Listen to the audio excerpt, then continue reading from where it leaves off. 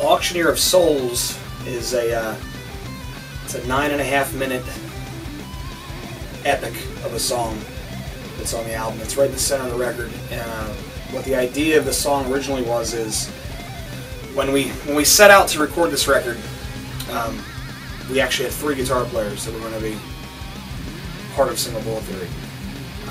Dan Lockery, who was Single Bullet Theory's guitar player previously to making this album, had been in the band like 4 years, 5 years, something like that. And him and I got together and said, okay, we're going to do another album. And then we got John Rusin involved in it.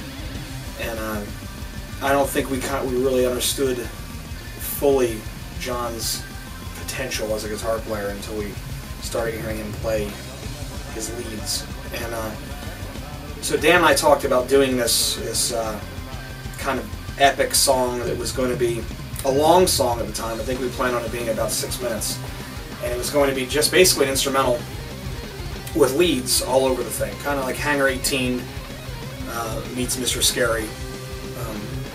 Kind of on a heavy dose of steroids, I guess you'd say.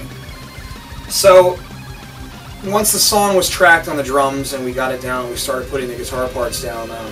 I kind of thought about reaching out to some friends of ours that we've made over the last 10 years, and some people that we'd never met before. I just kind of reached out and said, "Listen, would you be interested in doing a guest solo on the album?"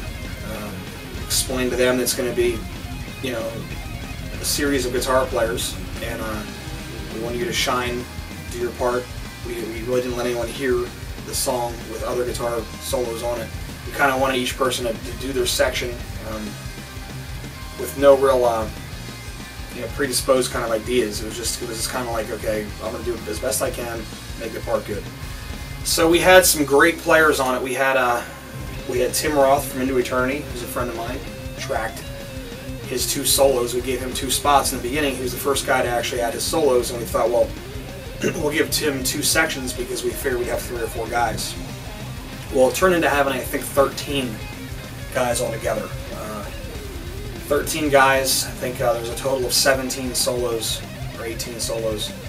And when I say that these guys, just some of these guys are just so good, it's ridiculous. I mean, we had Mr. Jeff Loomis, a friend of mine since, man, Nevermore's one of their first tours when they toured with Flotsam and Jetsam.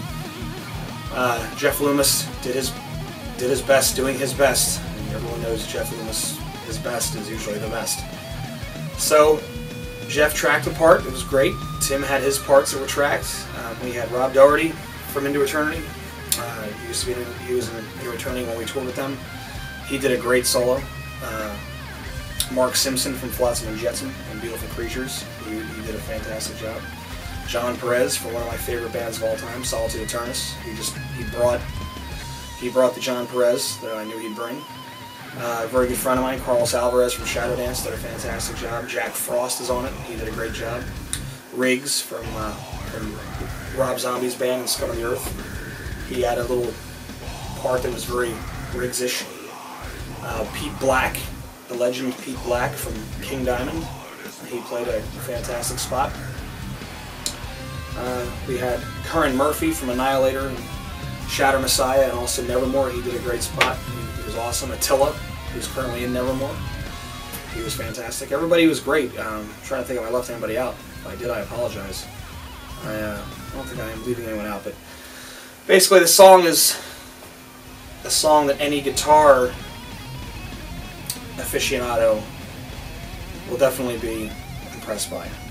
There is serious fretwork happening. It's definitely a song that any aspiring guitar player may want to hear, because you get to hear, you know, a series of 17 or 18 solos where everybody just brought as much as they could to the table and did a great job. Oh, I did leave somebody out, and I do apologize. He's a friend of mine, Mr. James Murphy. You know, producer James Murphy, I guess more publicly known as being the guitar player for Death and for Obituary, Testament, and his own project, Disincarnate. He lended his services as well. It was fantastic. And it's definitely, now that it's done, and we listen back to it, it's kind of crazy that we actually were able to pull it off. I don't think it's ever been done. I mean, not that I know of. I've got 2,500 CDs sitting right to the right where you can't see. I'd never heard anything like that happen. But it was an undertaking that I'm glad is done, and we'll never do it again. But everybody that was on it, you guys did such a fantastic job, and I'm so happy to say that I have these legends, these fucking amazing guitar players on this song. It's fantastic.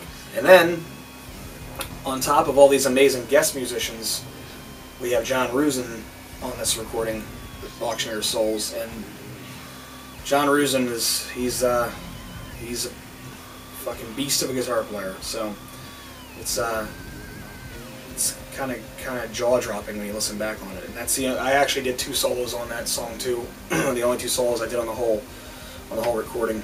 So I'm kind of glad that I was able to add my 2 cents, so to speak. But that's basically Auctioneer Souls in a wrapped up kind of detail for you.